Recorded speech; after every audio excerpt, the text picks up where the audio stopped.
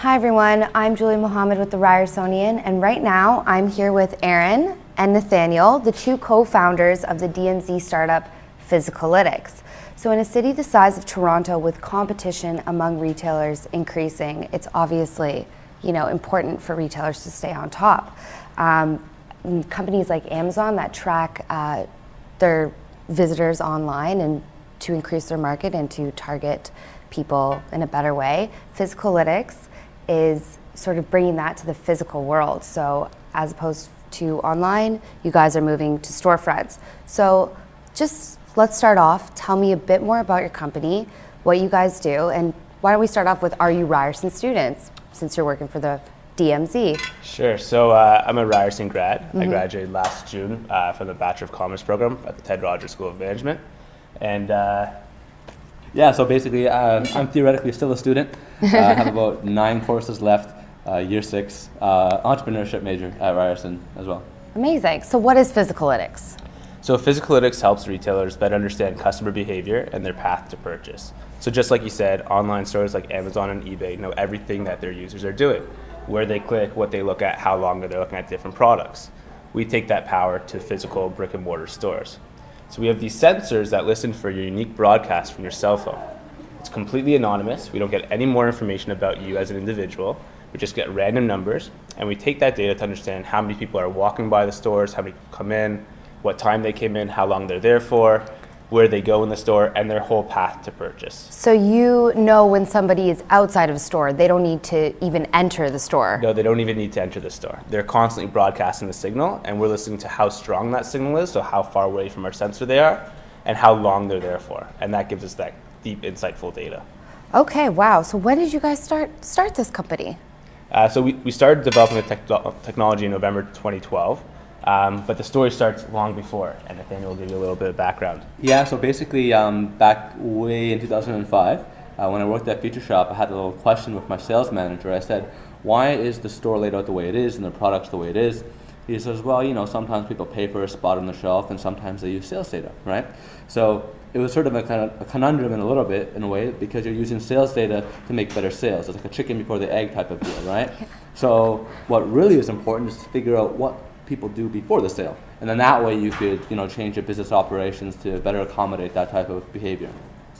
So specifically, what sort of information can you gather from this Wi-Fi signal that is coming out of your phone? What can you pick up from that, other than the other than the number? Sure, so we don't pick up any other information about who the person is, where they're from, anything about them. We just get that number, and the only other thing is what kind of phone that is. So is it an Android, is it an iPhone, is it a Samsung, is it an HTC? That's all we get, that's all we track. We heavily encrypt everything, and we one-way hash everything, so we'll never know who you are, and that's strict to our privacy policy. So what good does that do for a company if you don't know anything about the people coming into the store?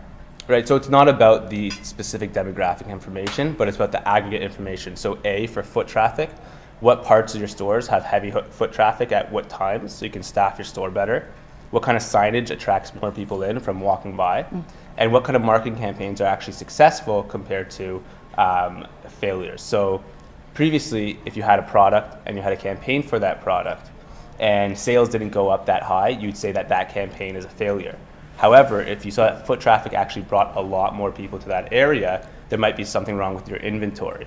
So maybe the inventory's size is too big or too small, or it's been damaged. So you have a closer look into how your managing behaviors affect your consumer behaviors as well. So you know everything that a person is maybe thinking before they get to the cash register.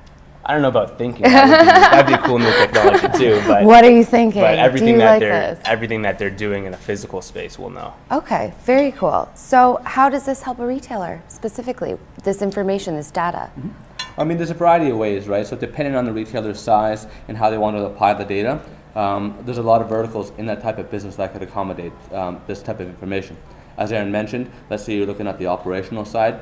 You want to identify staffing levels, the generally what they'll do is if the sales are high, then they'll say, you know what, between 12 and 2, I don't want anybody to take a lunch break, right? And then that's logical, right? Because you want have more people, more sales. That's sort of the correlation. But if they could identify that, let's say between 2 and 4, they say, yeah, you know what, sales are pretty low. Everybody could take a lunch break, right?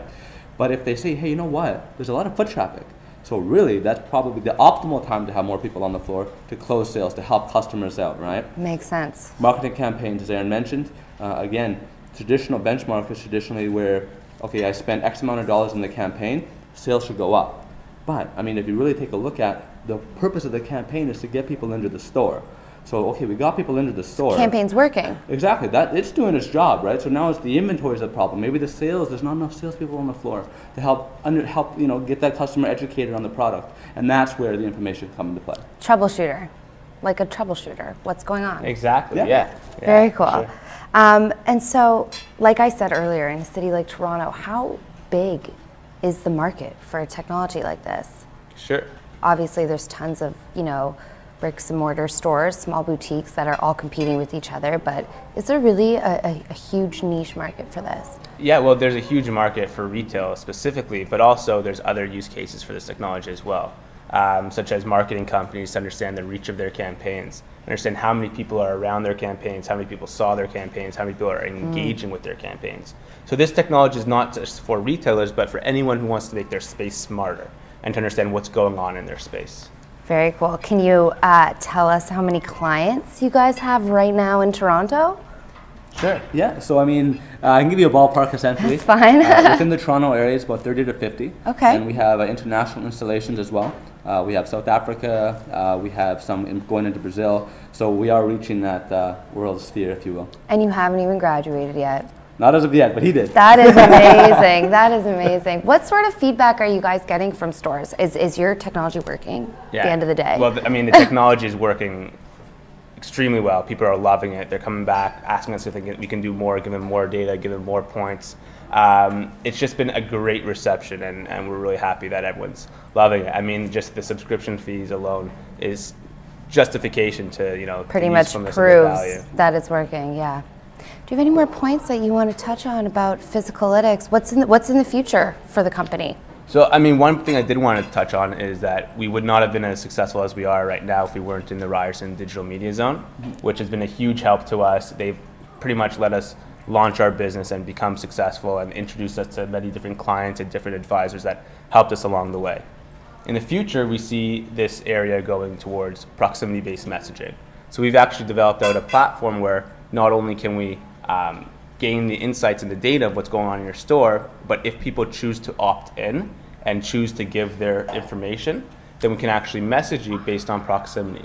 So if you go into the drugstore, you're standing in front of the shampoo aisle, you can get a notification on your phone saying, brand A is having a promotion on shampoo. Wow. Please check us out. And it pretty much gives you another level, another piece of real estate to reach your consumers. That is crazy. All right, folks. Well, for more information on Physicalytics and privacy, security of coming from Wi-Fi sensors in general, check out a huge feature in next week's paper, written by yours truly. And yeah, thanks for tuning in. We'll see you next time. For the Ryersonian, I'm Juliet Mohamed.